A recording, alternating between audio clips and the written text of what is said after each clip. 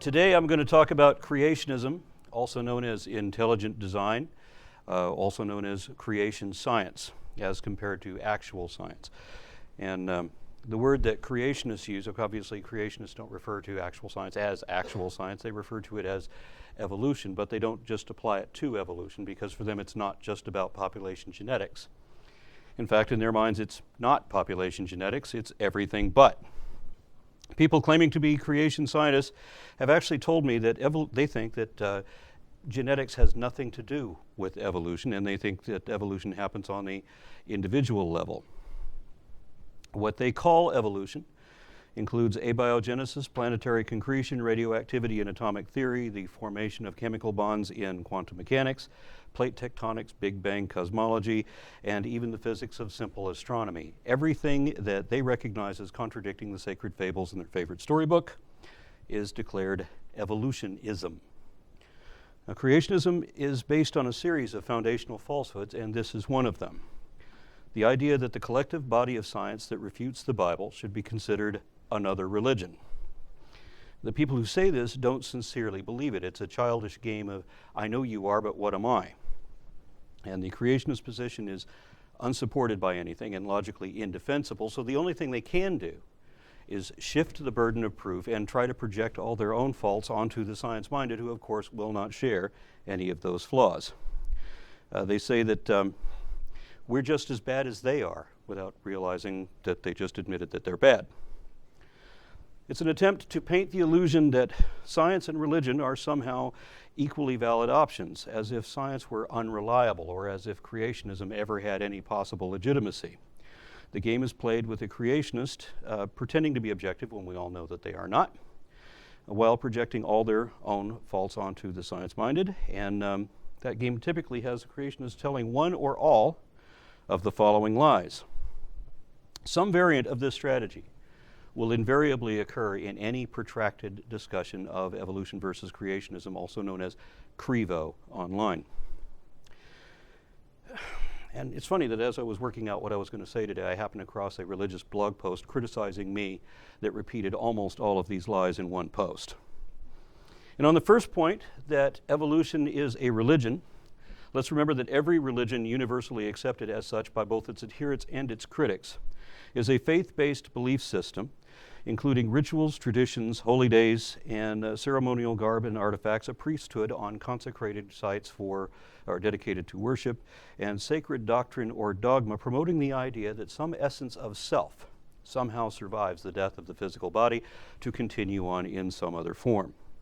That's what a religion is, because that's what all religions are. Several people have tried to tell me that my definition of religion is invalid because there are exceptions to that, and if there were, they would have a point. But I've yet to find any such exception. There are some beliefs that don't qualify as religion but aren't always projected as such, like Taoism. For example, the core of the Tao Te Ching is that nature acts without intent, and so cannot be said to be malevolent or malevolent nor benevolent to anything. But Taoism is typically intertwined with Confucianism and integrated into traditional Chinese spiritualism, so it's a component of religion without necessarily being one itself. It's still an independent concept. Likewise, Buddhism may be practiced as a religion, where Buddha is treated as a god who answers prayers with miracles, and where people may be reincarnated again and again and again until they achieve nirvana. Others may practice Buddhism only as a philosophy, adhering to cause and effect, but without any of the trappings of spirituality otherwise. And those people say that Buddhism is not a religion, and for them it's not. Some people will want to accuse any number of positions that you might hold of being a religion, but the way to figure that out is if it involves faith in an immortal spirit, it's religious. And if it doesn't, it's not. And I've been told that the Pharisees and Sadducees didn't believe in any supernatural afterlife, but according to the Jewish Virtual Library, they did. And they were the spiritual fathers of modern Judaism. Judaism also teaches that there is a land of the dead of sorts called Sheol, which is essentially the same thing as the Greek Hades. So there is a place where the dead go, even if they're unconscious when they get there. And critics of science try to associate evolution with atheism and as a religion of scientific skepticism. But none of these are really connected, and none of them qualify as belief systems, either individually or combined. Science cannot permit supernatural explanations because every observation must be testable and verifiable, and that means that every postulation must be necessarily natural. That is the methodological naturalism, also known as the scientific method. And even if we allow creationists to confuse methodological naturalism with philosophical naturalism and lump evolution and all other associated sciences with skeptical atheism under the pejorative banner of evolutionism, it still wouldn't qualify as a religion in any sense. It's not a belief system. There are no required beliefs nor prohibited beliefs. That's what free thought means. Although we are not free to simply ignore what the evidence indicates, that is the realm of faith. For the willfully ignorant, to refer to the worldwide mainstream consensus scientific position as either evolutionism or Darwinism is an empty attempt to mislead and deceive. Darwinism only refers to a 19th century concept of natural selection. And the modern synthesis of Mendelo-Darwinian evolution has advanced substantially since Darwin's day, and his understanding of it then is still better than that of his critics now. Evolutionism is the wrong word too, because acceptance of evolution is not a religious belief. Evolution is not a religion. It holds nothing sacred. There's no place of worship, no enchantments, no clergy, no talismans or garb. It neither promotes nor discourages belief in gods or souls. It says nothing about how we should live or what happens after we die. It has no doctrines, no dogma, nor fables with morals.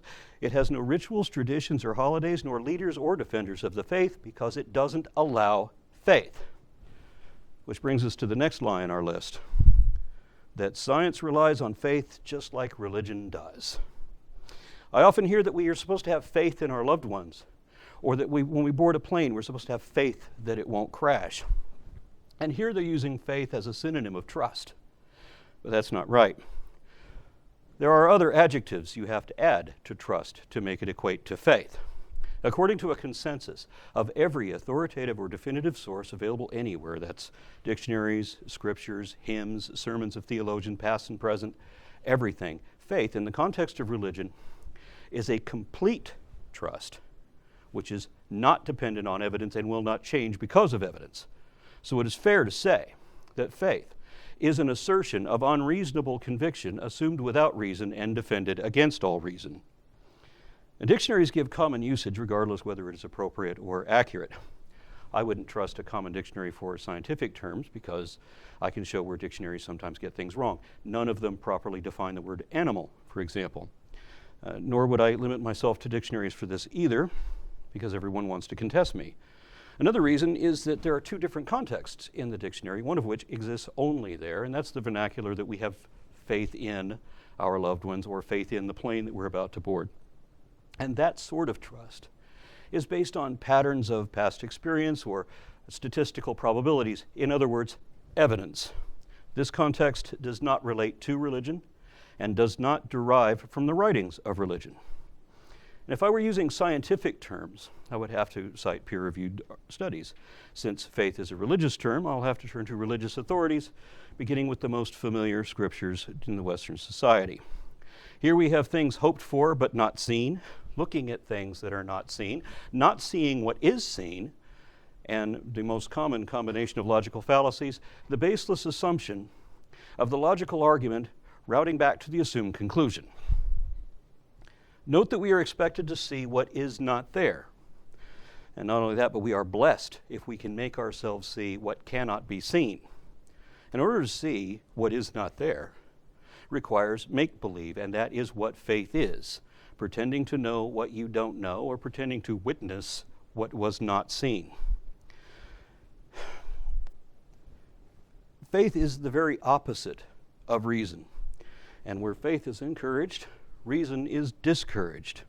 When is it ever wise to believe what is said by another without question, without reservation, or without reason? Religion expects us to believe without reason. In fact, we are blessed if we can believe the most outrageous, illogical, inconsistent, contradictory nonsense from the most credulous and questionable shysters for no evidence at all. And religious people know that that's what faith means. And how we know that is that occasionally they'll say something like, well, I don't have enough faith to believe in evolution. And whenever they say that, they clarify that what they mean in that moment is that they think that there's no evidence on which to base that belief. There is, of course, they're just trying to ignore it. But the point is that with that admission, we know that they know that faith is a belief that is held regardless of evidence. We can either base our beliefs on faith, in which case we just believe whatever we want to believe because we want to believe it, because it makes us happy, regardless whether we think it's true or not. And I have actually met believers who admit that what they believe is not true, but they believe it anyway. Or we can base our beliefs on reason, meaning evidence, in which case we have no choice to deny what the evidence indicates. We have to consider that. To see only what we want to see and ignore what we don't want to know is a bias, which brings us to the next lie in our list, that science is biased just like religion is. Religion is a bias by definition. It's a prejudice, a prejudgment, judging things before the facts are in or regardless what the facts are. One of the means of reaffirming faith is confirmation bias, where you seek and confirm only those things that you can interpret as coinciding with your preconceived notions, while ignoring everything else that is inconsistent with that or stands against it. And science has quite the opposite operation. The scientific method was designed to minimize or eliminate bias, and part of that is achieved simply by the requirement that all claims must be based on supportive evidence. Otherwise, it's an empty assertion not worthy of serious consideration. Christopher Hitchens described this as the fundamental rules of logic, that positive claims require positive evidence, extraordinary claims require extraordinary evidence, and what is presented without evidence can be dismissed without evidence. So already, faith-based assertions and their associated biases are excluded by logical necessity. And remember that there are no required beliefs or prohibited beliefs, and rather than punishing heretical dissension the way religion does, science celebrates and rewards dissent. The best way to become rich and famous as a scientist is to challenge the status quo, to show that all of the experts somehow got it wrong. And that happens sometimes, though it's increasingly harder to do. The more we know, the harder it is for anyone to know better than everyone else. Another way to eliminate bias is the grueling process of peer review. Rather than having elected officials decree what you are to believe and or send support such that you and all of your comrades must agree to affirm each other's compliance without deviation or else be penalized if you don't toe the party line, again, science does the very opposite. Because it doesn't matter what the people or their elected officials want to believe. In science, accuracy and accountability are paramount. And that means that every claim must be verified by the experts in the field. And that process is perpetual and it's not exclusive, so that anyone and everyone is welcome to try and prove it wrong, and this can happen at any time. Because if it is wrong, we need to know that. And just because you can't prove it wrong doesn't mean it's right. That's another logical fallacy that religion uses and science refuses. It doesn't matter what you believe. All that matters is why you believe it. What is your evidence? Which brings us to the next lie in our list, that there is no evidence for evolution, the Big Bang, abiogenesis, etc. And this is a big one. Creationists are largely unaware of the volumes of extinct species in the fossil record. While we do have millions of species alive today, they represent only about 1% of everything that has ever lived. And while fossilization is a very particular process, happens very rarely, and consequently what we've found only represents about 1% of what should be there according to what we know about population mechanics. That still means that we found more extinct genera than we have living today, and that fact alone is a significant challenge for creationism. But it gets worse, because virtually all of the transitional forms that creationists once demanded have been found. For example, today is the 41st anniversary of the discovery of Lucy, Australopithecus afarensis. She was the missing link that was predicted in the 1800s and finally discovered in the 1970s, although we found many more since then, and not just in the human lineage. They've also found flowering lines of descent for several impressive beasts in the elephant family tree and connected them to a continuous sequence among Sirenians, from land-lumbering luboxes like the earliest proto-elephants all the way to fully marine manatees that only have their front arms left. And I don't know if you're aware, manatees still have all their hand bones in their flippers, just like ichthyosaurs and mosasaurs and dolphins and whales, as you would expect to from an evolutionary theory. But they also have fingernails in their flippers as a vestigial remnant from once having had hooves. They also have elbows because they're not as derived as whales or dolphins. And that's another lineage we have virtually complete, from hooved carnivores like the extinct mesonychids all the way to what are obviously four-legged whales, and on into modern whales that only have the two flippers yet. There's actually a fluid transition shown there. If you look at almost any animal lineage, the various stages of their evolution has been written in the rocks. The evolution of ichthyosaurs from lizard-like to dolphin-looking reptiles is well established. The development of birds from already feathered Maniraptoran dinosaurs is indisputable. And there's been a paleontological boon over the last couple decades or so. 30 or 40 years ago, creationists would say that all of the fossil evidence of human ancestry would fit onto a single pool table. Now, it'll fill a railway boxcar. Regarding half-human ape men, there are no obvious links still missing. We now have dozens of intermediate species that are represented by fossil remains of thousands of individuals. And none of this was known in Darwin's day. And creationists think that evolution should be disproved because they're not aware that these transitions have been found. But the other thing that they don't understand was that Darwin already had substantial evidence of evolution even before all of that. And the first of his evidence was a taxonomic system that was devised by Carolus Linnaeus in the 1700s. Linnaeus devised a classification system with the intent of distinguishing created kinds. But what he discovered instead was a multi-level descendant hierarchy of taxonomic groups, which was inconsistent with any interpretation of creation. He classified humans as animals and recognized the indisputable fact that humans are specifically chordates and more specifically mammals. Importantly, you are not similar to chordates, which are defined as any animal with a chordate.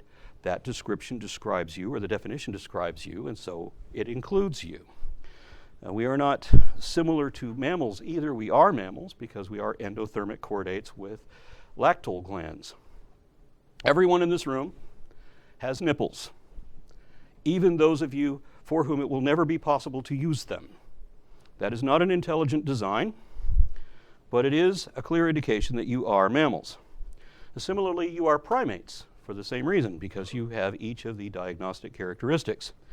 Primates are collectively defined as any gillless organic RNA, DNA, protein-based, metabolic, metazoic, nucleic, diploid, bilaterally symmetrical, endothermic, digestive, triploplastic, episcotont, deuterostome, coelomate with a spinal cord and 12 cranial nerves connected to a limbic system and a large cerebral cortex with reduced olfactory region inside a jawed skull with specialized teeth including canines and premolars, forward-oriented, fully enclosed optical orbits, and a single temporal fenestra attached to a vertebrate hind leg dominant tetrapodal skeleton with a sacral pelvis, clavicle, wrist and ankle bones, and having lungs, tear ducts, body-wide hair follicles, lactal memories, opposable thumbs, and keratinized dermis with chitinous nails on all 5 digits and all 4 extremities, in addition to an embryonic development in amniotic fluid, leading to a placental birth and a highly social lifestyle.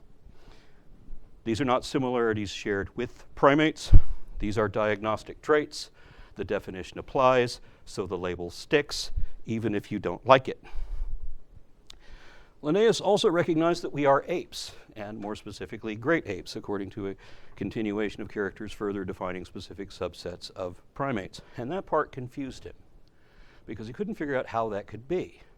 Linnaeus was a Christian, a pre-Darwinian Christian, but he knew that creation couldn't account for that. Evolution is the only thing that could account for that, but no one had yet explained evolution. Linnaeus didn't even know it was possible.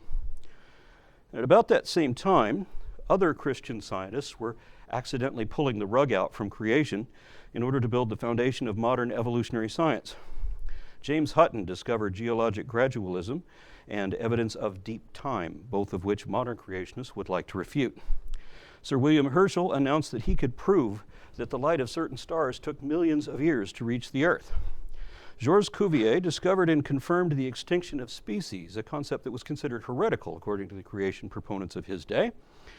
A clergyman named Reverend William Smith was one of several creation scientists credited with the discovery of the geologic column, which young Earth creationists now deny even exists.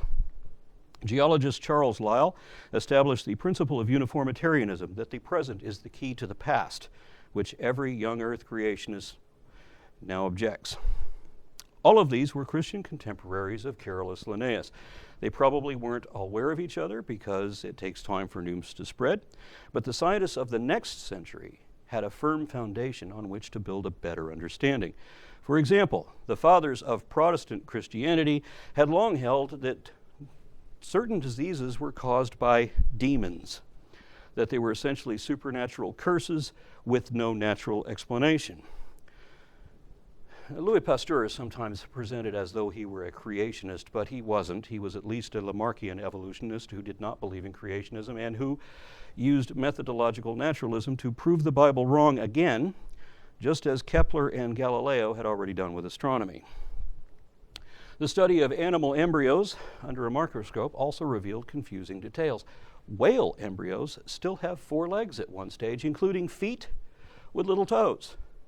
Creationism offers no explanation for this. Evolution plainly does. Darwin examined the initial discoveries of paleontology and the curious quandaries of taxonomy combined with developmental patterns that were recently discovered in embryology, and he realized the answer that explains all of them collectively in one unifying, cohesive theory. And it could account for all of the data, old or new, so that every confirmed biological or paleontological discovery made since then has either lent support to evolution or has been at least concordant with it. For example, our myriad transitional forms are also indicated by physiological, anatomical, and molecular vestiges. Sometimes these appear as atavisms, where a once dormant trait is reactivated, so that people are maybe born with tails, or a dolphin may be born with 4 flippers like they used to have. A lost trait may reappear in one generation and disappear in the next because it's become recessive. The most interesting of our vestiges is in our DNA, because we can see there exactly how evolution happens, which mutations were involved and how. And we can also use that to trace its course through protein functional redundancy. The more correlated sequences of ubiquitous genes between different organisms, the more closely they're related. And this changed Linnaean taxonomy into a twin-nested hierarchy of cladistic phylogenetics, where the morphological implications of relatedness could be confirmed or corrected genetically. And then we have mobile genes, horizontal gene transfer, and especially endogenous retroviruses. And this is where a virus inserts its own DNA into a gamete cell, which is then inherited by every descendant of that organism.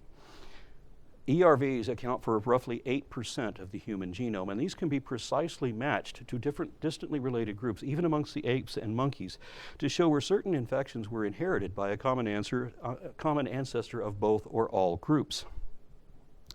And another important point is that over half of the cells in your body are not actually your cells. They're bacteria, and you're completely dependent on them. And the cells that are yours are dependent on bacteria too. Mitochondria has been genetically confirmed to be a relative of the infectious Rickettsia bacteria that was disabled in a mutation and trapped inside an early proto-eukaryotic cell, except that it pays its way. It reproduces independently of the cell and still absorbs nutrients, but also produces ATP to power the host. And scientists have also determined plenty of beneficial mutations, but probably the most important evidence of evolution is the observance of speciation. Microevolution is variation within a single species. Macroevolution is variation between species or the emergence of a new species. And this has been directly observed and documented dozens of times, both in the lab and in naturally controlled conditions in the field. So if we were to define evolution, if we were to define proof as an overwhelming preponderance of evidence, then evolution would be as proven as any field of science possibly could be. It's at least as certain as atomic theory and is actually better established than the theory of gravity. But what about evidence of abiogenesis and the Big Bang? How we know about the Big Bang is relatively simple, even though no one understands it. Most galaxies appear redshifted, meaning that they're moving away from us, and space is kind of a slowly boiling mass of chaos, with some galaxies crashing into each other along with everything else. But for the most part, they're moving apart, as if the universe is expanding. Now, if we reverse time, then the universe is contracting, until at one point, matter and energy, time, and even empty space all emerge from a single point called a singularity. This is the only logical conclusion and was calculated to be nearly 14 billion years ago. Further evidence of this was the cosmic microwave background radiation, which was predicted by that calculation and then discovered in the 1970s. Creationists delight in saying that scientists have proven that the universe had a beginning, and they use that argument against the Big Bang, even though the Big Bang is our evidence that the universe had a beginning. So what about abiogenesis, the origin of life? And that's a tricky one, because regardless what you believe, everyone accepts that there was a time when there was no life in this planet, and then there was. Now, science says that happened naturally. Religion says it happened magically. And if you don't think that miracles count as magic, look it up. They share essentially the same definition. They are the same thing. When a wealthy person is neurotic, we say they're eccentric. When a VIP is murdered, that's an assassination. When a god performs magic, it's a miracle. And as I said, dictionaries are fine for general use, but not for scientific terms. If you look up abiogenesis in these same dictionaries, you'll see they got it wrong. They've confused abiogenesis with spontaneous generation. And as you can see, they are not the same thing. I've already mailed a few dictionaries to alert them to this distinction, but because of their religious bias, they will not correct it, even when they know it's wrong. There were no primates 100 million years ago, no mammals 200 million years ago, no dinosaurs 300 million years ago, and 400 million years ago, there were no land animals at all. 500 million years ago, there were no insects, nor vertebrates with actual bones. 600 million years ago, there weren't even the most primitive sort of fish. We found no trace fossils for any macroscopic life form prior to 700 million years ago, but we do have bacterial microfossils covering at least another 2.8 billion years prior to the first multicellular anythings we've ever found a trace of. The only way we can interpret this, or the only conclusion we can draw from this, is that the most advanced form of life was only microscopic and microbial for at least the first 80% of life on this planet. And that's another fact that is inconsistent with creationism and supports evolution. So how did life begin? There have been a number of experiments proving that amino acids could be incidentally derived from inorganic chemicals according to the natural conditions of the prebiotic Earth. We now know of conditions that will also generate polypeptides and ribonucleotides through a repeated sequence of inundation, dehydration, and irradiation. Even RNA, which builds DNA, can be spontaneously generated in certain environments without enzymes or ribosomes. And it turns out that ribosomes are made of detached RNA strands. We don't have all the details. We don't know how all of it came about. But there are more than a dozen functional hypotheses that could all be true at the same time. We know that it happened, we know that it can happen, and we know some of how it happened. We just don't have, as I said, all the details yet. So what about the next lie in our list? That there is no evidence, or that there is evidence for creation, the flood, or God. Remember that evidence is a body of facts that are positively indicative of and or exclusively concordant with only one available option over any other. And that a fact has a point of data that is either indisputable, that is either not a dispute, or is indisputable in that it is objectively verifiable. There is not one fact that is either positively indicative of or exclusively concordant with either gods or magic, and that's why both of those beliefs require faith. There are a number of arguments that apologists will use to plead for these things, but then you have to know what an apologist is. Apologetics is the practice of systematically making up excuses to excuse or deny or dismiss arguments or evidence that might otherwise challenge a sacred assumption. There are no apologists for science, because science questions its assumptions and there's nothing sacred. The existence of apologetics and its necessity among the faithful is evidence that there is no evidence behind that belief. Not only is there no reason to believe as apologists do, there's plenty of good reasons not to, especially when it comes to the flood. It's not just that there's no evidence of it, there's volumes of substantial evidence against it. To give you the shortest possible explanation, the biblical version is a exaggerated adaptation of earlier polytheism. The epics of Gilgamesh and Atrahasis and the Sumerian king lists are all apparently talking about the same event, a localized inundation of the Iraqi floodplain centered on the city of Shuruppak around 2900 BCE. This has been confirmed by archaeologists and geologists. By all accounts, the depth of the flood was 15 cubits, or 22 feet. At that depth, I'm sure it looked like the whole world was underwater, but not really. So the Bible version just repeats what was already said in the earlier myths, where they said that it affected the whole world, and we know that that is not remotely possible. What happened is that the Mesopotamians had invented the first syllabic text, and they built an empire on literacy. They taught children how to read and write in classrooms, just like today. But when the empires fell, they lost that. And these stories were kept alive by oral traditions until the Phoenicians reintroduced writing. In the interim was about 1,000 years in which these stories evolved according to personal and political embellishments and cultural appropriation. The newer versions that we find in the Bible were transported, probably by Ezra, from Babylon around 450 BC from a source now known as the priestly writers. This is where most of Genesis comes from, and this is why so many elements of the earlier chapters can be found in the superficial details of elder mythos. None of that really happened, nor could have. And I think I should do a video on how archaeology disproves the flood, how geology disproves the flood, how meteorology disproves the flood, and how anthropology, zoology, and even mythology disproves the flood.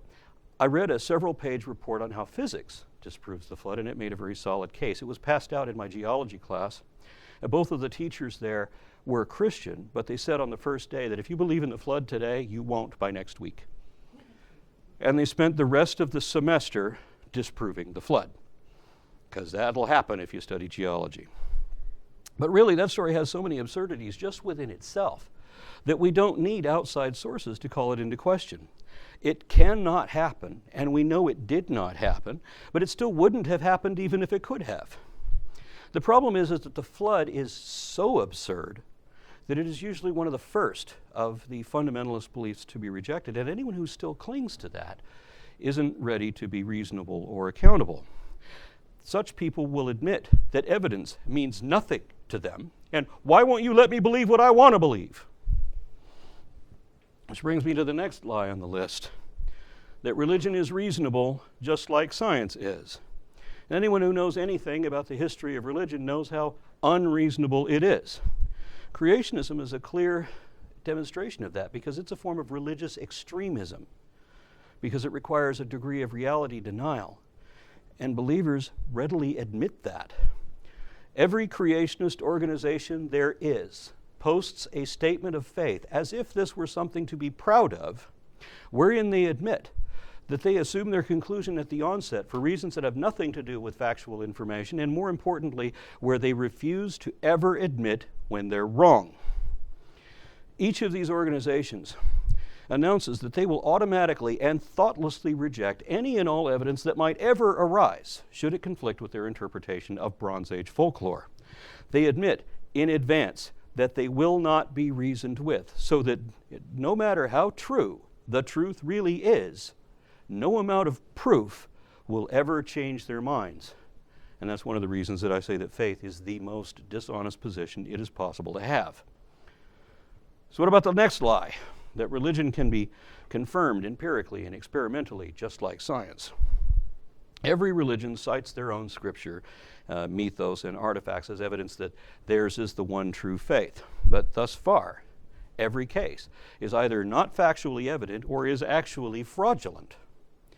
Believers in the various religions, be they Christian, Muslim, or Hindu, will typically declare their belief as the absolute truth, But truth is defined as that which is concordant with reality, and that means that reality itself is not truth, but statements about reality can be, provided that they're true. The truth is what the facts are, because the facts can be verified.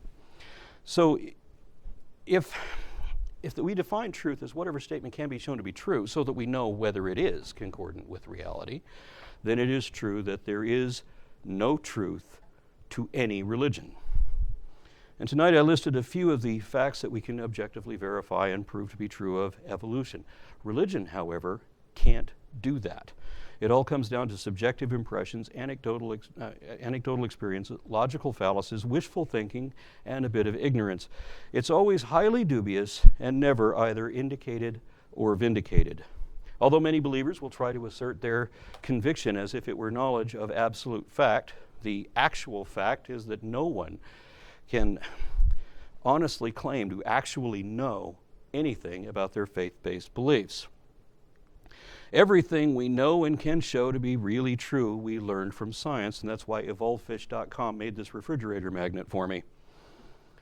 So what about this last lie, that creationism is somehow scientific? As we've already seen, mysticism works exactly opposite of science, and that's because the target isn't really evolution. It's methodological naturalism, the scientific method itself. Creationism wants to undermine science by disabling the one thing that makes it work. They want magical miracles to be included as scientific explanations, and so that any fact can be readily swept under the rug if it doesn't conform to the required conclusion. If you're a scientist and you want to join a creationist organization like Answers in Genesis, you have to submit a copy of their statement of faith with your signed endorsement. You have to follow that with your testimony promising to promote biblical literalism regardless what the facts turn out to be. You also have to provide references for 3 Bible-believing Christians, including at least 1 pastor. What you know about science doesn't matter. You're not going to be doing that anymore. It's all about promoting religion now. You are supposed to make people believe. And I've heard and seen many confessions of extreme believers to the effect that they will believe whatever the Bible says, even when they have certain proof that it's wrong. Ken Ham of Answers in Genesis says that it is imperative that people believe in the assumed authority of the Bible and that they use that bias to dismiss and ignore inconvenient truths. He describes it as putting on your God glasses. And his justification for that is that if you want to believe in salvation, which is the back half of the Bible, then you have to believe in creation, which is the first half of the Bible. So they believe in belief and maybe some imagined consequence of disbelief, but this has nothing at all to do with improving understanding or knowledge of any actual truth. For creationists, truth is irrelevant. These 8 erroneous assertions are not just a result of childish behavior. They are not merely mistakes, a forgivable misunderstanding, or matters of opinion. These are lies, statements they know are false, and asserted with deliberate intent to deceive. And that doesn't mean that there are no honest people who happen to believe in creation. There are. But creationists are either deceivers or deceived. They can be both, but there is no third category. Some of the deceived want to stay in their bubble and they will defend their delusion, and that is what it is. Others actually care what the truth really is and just haven't heard or understood it yet. Remember, they got this way through indoctrination, through conditioning since they were a child, and that is hard to break. But once sincere believers begin to investigate the evidence and arguments on either side of this alleged controversy, they will very quickly find themselves making a life-altering choice, whether to remain creationist or whether to remain honest, because it is no longer possible to be both. Either they can concede what the definition of macroevolution really is, thus forcing themselves to admit that it has been observed, or they can lie about the missing link and say there's never been any transitional species or beneficial mutations, even when they know better. Some of them think that they have to defend the faith, or else face a threat worse than death if they don't. And this is why religious extremists use these lies of equivocation and projection. Because, and all of you can easily prove this for yourselves, it is not possible to defend creationism honestly.